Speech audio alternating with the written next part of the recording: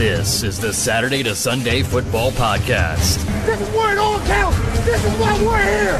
This is why each one of us are here. And now, here's your host. Welcome back to another edition of the Saturday to Sunday Football Podcast. I am Paul Perdichizzi, and thank you for joining me as always. The Dynasty Stock Report series continues. Today, I will be discussing every team, every relevant player in the NFC South. I'll be talking about the Falcons, the Carolina Panthers, the New Orleans Saints, and the Tampa Bay Buccaneers. If you missed the previous two episodes, I touched upon every single team and relevant player in the NFC East. And then the last episode, I touched on every relevant player in the NFC North. Please go back and listen to them. They're real short podcasts, 20 to 25 minutes, where I share my thoughts on every relevant player in terms of stock up, stock down, stock neutral, and just give my takes on every current NFL player right now, just to kind of get a different perspective and personality, sharing his takes on these guys. Obviously, we mostly focus on the college guys and the rookies transition into the NFL, but this is the perfect time of the year to kind of a little bit of a big picture and share my thoughts, show our versatility here at Saturday to Sunday, and just kind of, give our takes. If you guys, who listen to us year round are ever interested to hear what we think about NFL guys, this is kind of an opportunity for us to share our thoughts on those guys as well. So let's get right into this. I'm going to start with the Atlanta Falcons. I'm going to say stock up on Matt Ryan. I think he continues to just not get the credit he deserves. I think in terms of fantasy, I think he is still a top 6, top 7, fantasy quarterback. I think he's got a couple really high level years still left in him. So I think stock up on him. I think Calvin Ridley is going to emerge, and I'll talk about him momentarily, but I think Calvin Ridley is only going to get better. I think Julio Jones is still an elite level top wide receiver. So I think with those two guys at the helm, it's hard to think Matt Ryan is going to take a step back. We've seen him 2 out of the last 3 years put up, elite level stats. He made that jump up from where he used to mostly hover in that QB 8 probably to QB 12 range. And then 2 of the last 3 years, we've seen him put up high level elite fantasy stats. I think he's got another top 5 or top 6 season ahead of him this year as well. So stock up on Matt Ryan. At the running back position, very interesting scenario here. I'm going to say stock up on Devontae Freeman because I still think he can be a very good RB2. Maybe his RB1 days are over, but I think he's being devalued a little bit to the point where people kind of forgetting how good of a player Devontae Freeman is. They didn't make a big investment in the offseason. I mean, Quadri Allison, was a 5th round pick. Ito Smith last year, I think, was a 4th or 5th round pick. They let Tevin Coleman go. They didn't look to bring in any other veterans. So I think Devontae Freeman has an opportunity to be a high-end RB2 this year in a really prolific offense. And if you think about it, from my perspective, I always say running backs in Dynasty, I'm looking at 2 to 3 year windows when I'm evaluating running back guys, because so much can change so quickly. So I think for the next 2 years, Devontae Freeman has a legitimate chance to be a top 15 running back in terms of fantasy. I mean, if he's in the bottom end of the top 15, we're talking about a high-end RB2, in most standard 12-team leagues. If it's a 14 or 16-team league, he could legitimately be an RB1. So I still think stock up on Devontae Freeman. I think, will they try to protect his body a little bit? Sure. Will they give Quadri Allison maybe some of that short yardage, or even goal line work? Possible. Will they sprinkle in Ito Smith here at times in a change of pace role and at times a receiving role? Absolutely. But I think Ito Smith is who he is. I think he's a nice change of pace type guy. I think if people are putting too much expectations on him, I'm going to say stock down on Ito Smith. I don't think he's going to eat into and have I don't think it's going to be a committee type thing there. I think Devontae Freeman is going to be the clear guy and get 65 to 75% of the workload in terms of the rushing abilities. I think they might sprinkle in, Smith here or there, get him some receiving work, and then also, work in Quadri Allison a little bit too, who I think is pretty much stock neutral. I don't think, it's too early to determine whether or not we think his stock is up or stock is down. At the wide receiver position, I'm going to say stock neutral on Julio Jones. He's still one of the top Dynasty wide receiver assets in terms terms of redraft, he's right up there at the top with the DeAndre Hopkins, the Mike Thomas, Devontae Adams, Odell Beckhams in terms of top 5 wide receivers in redraft, top 5 wide receivers in dynasty. I think he's 30 years old. I don't think that impacts him. I think he's got a couple elite level years left. And even after that, we still could see them fade to wide receiver 2 type numbers. Very similar to Roddy White back in the day. He kind of had that string of wide receiver 1 years. And then even after that, he still was putting up really good productive years, even to the back part of his career. Kind of expect that with Julio Jones. If people are not valuing him as still a big time dynasty asset, I would try to get him. Calvin Ridley, stock up, stock up, stock up. I don't know why people are still not fully on the Calvin Ridley bandwagon in terms of fantasy. I don't know if it's because Julio Jones is there and people are obsessed with having the number one guy. What does it matter? We've seen plenty of teams. We've seen the Vikings. Look at this year what people expect from Chris Godwin and Mike Evans. I think Calvin Ridley, yes, maybe his touchdown production goes down this year. Maybe that was unrealistic based on the amount of targets he sees. But I think his receptions, his yardage total, I think that's going to go up. So even if his touchdowns go down a little bit, I don't think his fantasy production is. I think he has every possibility to be a mid to low wide receiver 2 this year. Definitely a high-end wide receiver 3. Spiked weeks to be a wide receiver 1. I think when push comes to shove, he's going to be a top 24 wide receiver by the end of the year. And I think people are still not valuing him highly enough in dynasty formats. On a previous podcast, I said it. I would trade any rookie pick I have this year in a non-super flex league, except the 1.01, which I would take Josh Jacobs over Calvin Ridley. But every other pick, every other wide receiver rookie, every other running back, Miles Sanders, David Montgomery, N'Keal Harry, anybody, I would take Calvin Ridley over them and wouldn't even be close for me. Mohamed Sanu, I'm going to say stock down. I think Calvin Ridley is going to see a greater percentage of the target share this year. So I think Mohamed Sanu is going to see a little bit less. So I'm going to say stock down on Mohamed Sanu. Austin Hooper, I'm going to say stock up on him. I think we could see a little bit more out of Austin Hooper this year. So I think, maybe stock neutral, but if I had to lean one way, I would say stock up because I do think he could be a little bit more efficient. And I still don't think he's being valued as a pretty solid, tight end 1, maybe in that 8 to 12 range. But I think what you're kind of getting in Austin Hooper. And that's better than a lot of the tight ends that we really are uncertain about. Let's take this to the Carolina Panthers. I'm going to say stock down on Cam Newton. I know he might be coming up at tremendous value this year, but I think his body has taken a lot of abuse over the years. I think he's going to continue to run less moving forward. So I think that's going to hinder his fantasy value in the long term. And if he has to over rely on the passing stats, I don't know if that makes him the elite, QB1 that we're used to seeing. I think in the short term, sure. I think he could still surprise and maybe come at good value, but I think long term stock is down on Cam Newton. I don't think we're ever going to see him run as much as we have in the past. Will Grier, interesting flyer, stock neutral on him right now until we know more about Cam Newton's long term outlook there. At the running back position, Christian McCaffrey, I'll say stock neutral. It can't go up any higher. He's a top 4 dynasty running back asset, top 4 redraft asset, elite level player. I don't expect his production, his workload to really differ this year all that much from last year. Elite level player. All the other guys in that backfield, stock neutral. Cameron Artis-Payne, Jordan Scarlett, Elijah Holyfield. Let's see if anybody emerges to be the clear second guy there. And if so, then it's a little bit intrigued there that maybe someone, if McCaffrey goes down, or maybe they eventually want to cut McCaffrey's, workload back a little bit, then maybe we'll see if someone emerges and then one of them would be stock up. At the wide receiver position, Curtis Samuel, stock up, stock up. Talked about him with Matt Harmon a couple episodes ago. I think he showed his ability last year to be a really prolific route runner.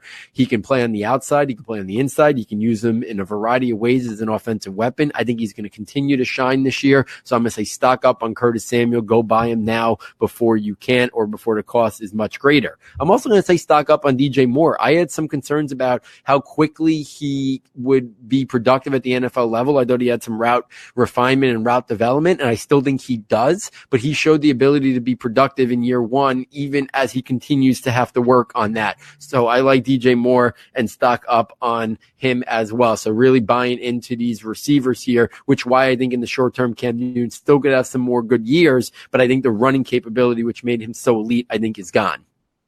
in terms of what we were accustomed to in his best statistical years of Cam Newton. The rest of the wide receivers, I would say stock down. Jarius Wright, Torrey Smith. I don't think there's much fantasy value there. Chris Hogan went there. Unless there's an injury, I don't see any of those guys being fantasy viable. At the tight end position, I think Greg Olsen is stock neutral. I think you kind of know what you're going to get with him at this stage of his career. I think, he'll be a solid, serviceable, low tight end 1 to high to mid tight end 2 on most weeks. I think the guy that maybe suffered the most was Ian Thomas. I'm going to say stock down on him because Greg Olsen didn't retire. So we got to wait a little bit more on Ian Thomas to maybe develop into and get that opportunity. So we're at least another year away at the earliest. So let's take this to the New Orleans Saints and Drew Brees. I'm going to stay stock down on Drew Brees. Real life, he's still an elite level quarterback, but I think we're starting to see, and I think we will continue to see it as he gets closer and closer to the end of his career here, Drew Brees, that they are really going to be a run-heavy team. He's going to put up games, especially when he's home. I think you're going to see Drew Brees put up really, good stats. But I think over the course of the entire season, I don't think we're going to get any more Drew Brees top 4, top 5 quarterback finishes. I think he's going to be more a little bit in that 8 to 12 range, I think that's more of where Drew Brees is going to be. And the reason why it'll average out there is because I think we'll see him put up much better stats at home. But then when they're on the road, when they're playing outside, stuff like that, I think those weeks could be, mid QB2 games sometimes. So I think it'll probably average out to be in that 8 to 12. So he's still a QB1 for the short term, but I do think stock down. The days of him being locked and loaded, a top 4, top 5 quarterback in the weekly rankings, dynasty rankings, in terms of that upcoming year, I think is by the wayside. Obviously, he doesn't have age on his side as well. So in a dynasty setting, I think you have to say stock down on him. Teddy Bridgewater, the fact that he stayed in New Orleans, I think say a little stock up in Teddy Bridgewater. Maybe he has got an opportunity to be the heir apparent to Drew Brees. If that's the case, in deep dynasty leagues, he's worth the stash on the roster just to kind of see what happens in the future with Drew Brees. Obviously, we stepped into this offense, a lot of weapons at his disposal, great offensive scheme, great offensive minded coach. So obviously Bridgewater is an intriguing backup quarterback to potentially roster in dynasty settings. And that's not something that is usually said unless it's a rookie who was just drafted and is just biding his time. Like I mentioned on previous podcasts, like Daniel Jones, and Dwayne Haskins and stuff like that. So let's take this to the running back position. I'm going to say stock neutral on Alvin Kamara. I don't know how his stock can go up any higher. Top 4 dynasty running back asset. Same thing in redraft leagues. They let Mark Ingram go. They replaced him with a guy not as talented as Mark Ingram and Latavius Murray. So I think Alvin Kamara is going to get a tremendous workload again. His touches, are worth more than maybe traditional running backs. He does so much with every touch. So he doesn't need to see 20 touches a week. He could be an elite level running back for fantasy, probably with 16 to 17 touches a week. So I think Kamara, is who he is at this point. I don't think they're going to overwork him. So I'm not ready to say that, because Latavius Murray is not as good as Mark Ingram, that means even more work for Alvin Kamara. I do think they will preserve him and understand that, to get the best out of him, they can't overwork him. Latavius Murray, I'm going to say stock up on Latavius Murray. He fell into a perfect situation. He left Oakland and he went to Minnesota and they had drafted Dalvin Cook that same year, and then you thought his career might have been over in terms of being viable. But due to Dalvin Cook's injury, due to Latavius Murray getting an opportunity, he had some fantasy viability. Now he goes here where we've seen 2 running backs be fantasy viable. And yes, he's not as good as Mark Ingram, but he falls into a perfect opportunity. He's going to get, 8 to 10 rushes a game probably. He might get some goal line looks at times. So in games that if they're winning big, he might be the closer in those games. So I think Latavius Murray has some standalone value. So I think stock up for him. Devine Ezigbo, the undrafted rookie, intriguing guy. So keep an eye on him. At the wide receiver position, I think Michael Thomas, I don't think his stock can go up anymore. So stock neutral on Michael Thomas. One of the elite wide receivers, top 5, like I talked about with Julio Jones in terms of dynasty, redraft at the position. I guess his only long-term concern is if Drew Brees retires, does that hinder or hurt Michael Thomas's production at all? I don't think it would. He's such an elite level player that I think he would be just fine. Tre'Quan Smith, I'm going to say stock up on Tre'Quan Smith. And here's my reasoning. They didn't really go out and make a big investment in another guy to emerge as that second wide receiver. They still have an aging Ted Ginn.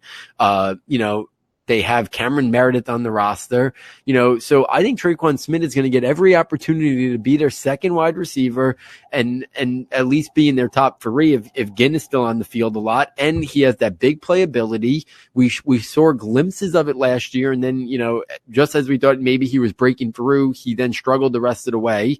But I still think, because they didn't make another investment at the position, I think stock up on Traquan Smith. And I think people are down on him right now, which might be a perfect buying opportunity for Traquan Smith, not cost you a lot, and kind of see what happens there. And if he does emerge this year, and if he is that second wide receiver on this offense, that could have a lot of fantasy viability. Ted Ginn, I think stock neutral. Again, same reasons. They didn't invest in anyone else. If Traquan Smith doesn't emerge, maybe that means Ted Ginn still has some fantasy viability as a wide receiver 4 who could make some big plays. Keith Kirkwood, stock neutral, same reasons that I talked about, because they didn't invest in anybody else.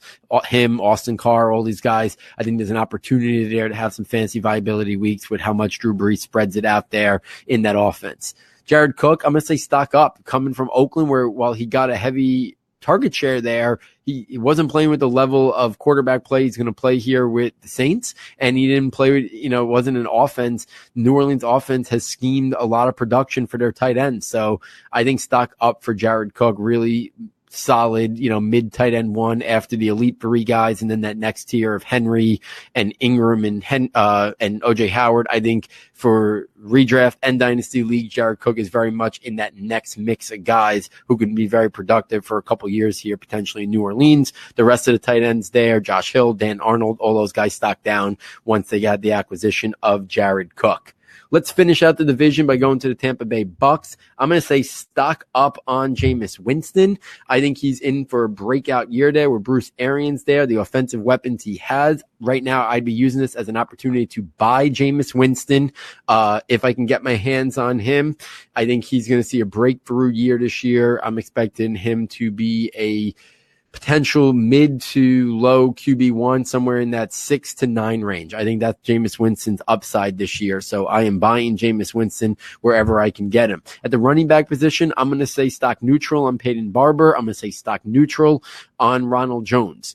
If they had invested somebody else, they would be stocked down for both of those guys. But because they didn't make much of an investment in this offseason at all in free agency or to draft, I'm going to say stock neutral and take a wait and see approach here. Somebody might say, well, maybe that means stock up for Ronald Jones, that they didn't, but I'm not ready to say that yet. He hasn't shown anything. I liked him coming out of college, but Peyton Barber is a kind of solid, steady guy. So I don't know. It might be a little bit of a timeshare. It might be a little bit of a hot hand thing. So right now, I'm going to cop out a little bit and say stock neutral on those guys. If Ronald Jones came at a good value, I would definitely look to get him on my roster and just kind of see and if he develops into the guy that I thought he could be coming out of college. And at the same time, if you need a running back 3, running back 4, I think you could do a lot worse than getting Peyton Barber for 1 year, because I do think Ronald Jones is not going to run away with a 70% work share here. I just don't think that's happening.